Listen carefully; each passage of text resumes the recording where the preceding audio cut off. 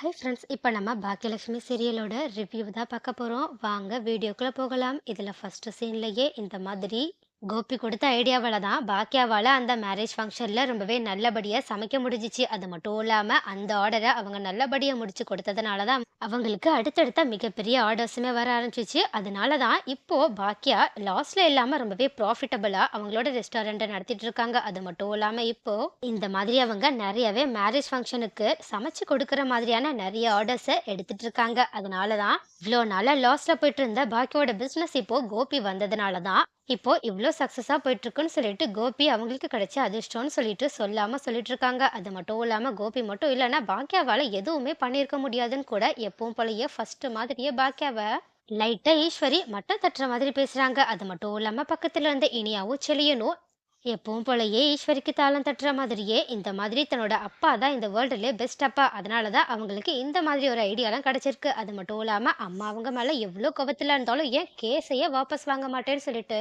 அடம் பிடிச்சிட்டு இருந்தாலும் இப்போ அப்பா அதை பத்தி எதையுமே யோசிக்காம அம்மாவுக்கு உதவி பண்ணியிருக்காங்கல்ல, அதுதான் அப்பாவோட உண்மையான குணம். ஆனா அதை எப்ப அம்மா புரிஞ்சுக்க போறாங்களோன்ற மாதிரி மறுபடியுமே பாக்கியா மேலதான் தப்பு இருக்க மாதிரி பேச ஆரம்பிக்க, அப்போ இது எல்லாத்தையுமே கேட்டிருக்க ஜெனியும் என்ன எல்லாரும் புரியாம பேசிட்டு இருக்கீங்க, அவங்க வேணா ஒரு ஐடியாவை கொடுத்துருக்கலாம். ஆனா அந்த ஐடியாவை எக்ஸிக்யூட் பண்ணி அதை சக்சஸ் பண்ணது ஆன்ட்டி தானே. அது மட்டும் இல்லாம ஆன்ட்டி தன்னோட உழைப்பால இந்த இடத்துக்கு வந்திருக்காங்களே தவிர மத்தவங்களோட உழைப்பெல்லாம் எனக்கும் திருடனதும் இல்ல, திருடவும் நினைச்சதில்ல. அது மட்டும் இல்லாம அவங்க யாரையும் யாரையும் மாதிரி கெடுக்கவும் நினைச்சதில்லைன்னு சொல்லிட்டு கோபிய குத்தி காட்டுற மாதிரி பேச, உடனே இதனால கோவப்பட்ட ஈஸ்வரியும் இந்த மாதிரி கோபி வேணா இதுக்கு முன்னாடி தெரியாதனமா தப்பு பண்ணியிருக்கலாம், ஆனா இப்போ கோபி அந்த மாதிரிலாம் சுத்தமா கிடையாதுன்னு சொல்லி சொல்ல, உடனே பக்கத்துல இருந்த செல்வியும் அப்படி இப்போ இல்லைனாலும் உங்க பையனால தானே இப்போ அக்காவோட ரெஸ்டாரண்ட்டே லாஸ்ல போயிட்டு இருக்கு. அது மட்டும் இல்லாம இதுக்கு முன்னாடி அக்காவோட ஹோட்டல்ல எவ்வளவு கூட்டம் குமியும்னு உங்களுக்கே நல்லா தெரியும். ஆனா இப்ப பாருங்க, யாருமே ஹோட்டல்ல நம்பி சாப்பிடவே வர மாட்டேங்கிறாங்க. ஆனா அது எல்லாத்துக்கும் காரணம் யாரு? உங்களோட பையன் தானே. அவங்களோட அதிர்ஷ்டத்தால தானே அக்கா இந்த மாதிரி ஒரு நிலைமைக்கு போனாங்க. இன்னும் இப்போ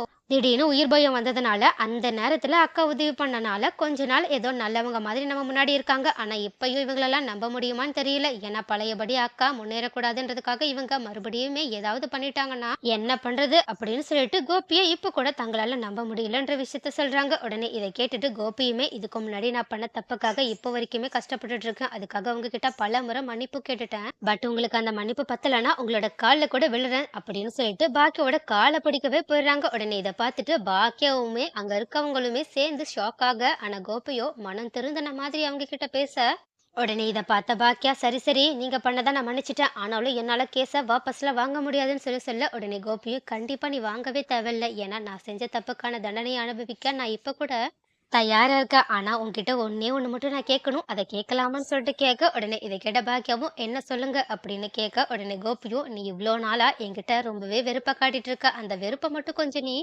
மாத்திக்க கூடாதா? ஏன்னா நான் தான் இப்ப தெரிஞ்சிட்டேன்ல, அதுக்கப்புறமா ஏன் இன்னுமே என் மேல கோவமா இருக்க? அது மட்டும் இல்லாம நான் இதுக்கப்புறமா உன்னை பழி வாங்குறேன்னு சொல்லிட்டு எந்த ஒரு காரியமும் பண்ண மாட்டேன். உன் மேல அன்பு தான் நான் செலுத்தணும்னு ஆசைப்படுறேன். சோ தயவு செஞ்சு இதுக்கப்புறமாவது என்ன வெறுக்காம இருறேன் அப்படின்னு சொல்ல, உடனே இதை கேட்டுட்டு பாக்கிய செம்ம கடுப்போட என்ன நீங்க என் மேல அன்பு செலுத்துறீங்களா அப்படின்னு சொல்லிட்டு கேட்க, உடனே கோபியும் ஆமா ஒரு சாதாரண அக்கறைன்னு கூட நீ வச்சுக்கோவேன், அன்புன்ற வார்த்தை உனக்கு பிடிக்கலனா அப்படின்னு சொல்லி சொல்ல, உடனே பாக்கியாவும் உங்க மேல எனக்கு வெறுப்பை தவிர வேற எதுவுமே வர போறதில்ல கோபி.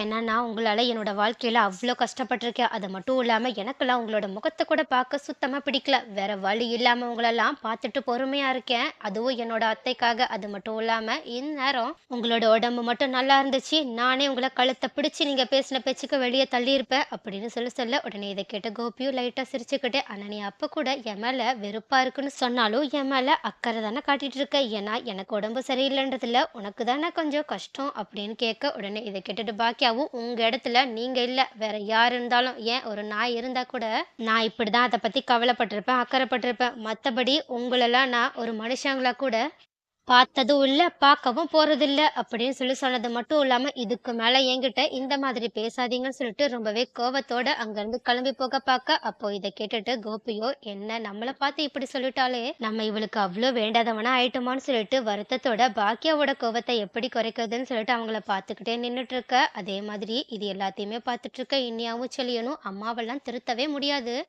அவங்களோட கோபம் எப்பதான் போக போது நம்ம எல்லாருமே சேர்ந்து எப்பதான் நிம்மதியா இருக்க போறோம்னு தெரியலையேன்னு சொல்லிட்டு நினைச்சிட்டு இருக்க. அதே மாதிரி தான் ஈஸ்வரியுமே நினைச்சிட்டு இருக்காங்க. ஆனாலும் கோபி இப்ப மனசை மாறிட்டான். அதனால பாக்கியாவெல்லாம் மாத்துறது ரொம்பவே சுலபம்னு அவங்க ஒரு பக்கம் யோசிச்சு பார்த்துக்கிட்டு நின்னுட்டு இருக்க. ஆனா இன்னொரு பக்கமும் என்னதான் கோபிக்கு பாக்கியா மேல ஏதோ ஒரு ஃபீலிங்ஸ் வர ஸ்டார்ட் ஆயிடுச்சுன்னு சொல்லிட்டு ராதிகாவுக்கு தெரிஞ்சாலும், ஆனா ராதிகாவால கோபிய முழுசா விட்டுக் கொடுக்க முடியாத காரணத்தால, அவங்களோட உடம்பு இப்ப எப்படி இருக்குன்னு சொல்லிட்டு பார்க்கறதுக்காக அவங்களோட வீட்டுக்கு வந்திருக்காங்க. ஆனா அப்படி வரும்போது இந்த மாதிரி கோபி வெளிப்படையாவே பாக்கியாவே பிடிச்சிருக்குன்ற விஷயத்த அவங்க கிட்ட பேசிட்டு இருக்கது எல்லாத்தையுமே ராதிகா கேட்டுட்டு ஒரு பக்கம் செம்மையா வருத்தப்பட்டாலும், இன்னொரு பக்கமும் கோபி அப்பனா நம்மள நம்ப வச்சு ஏமாத்திட்டாங்கல்ல. அவங்கள நம்பி தானே நம்ம அவங்க கூட போனோம். ஆனா அவங்க இப்படி கடைசி நேரத்துல அப்படியே நம்மள விட்டுட்டு போகலான்ற முடிவுக்கு வந்துட்டாங்களேன்னு சொல்லிட்டு அவங்க மேல ரொம்பவே கோபமும் அடைய ஆரம்பிக்கிறது மட்டும் இல்லாம அவங்க கிட்ட இதுக்கான விடைய கேட்டே ஆகணும்னு சொல்லிட்டு உடனடியா உள்ள போறாங்க.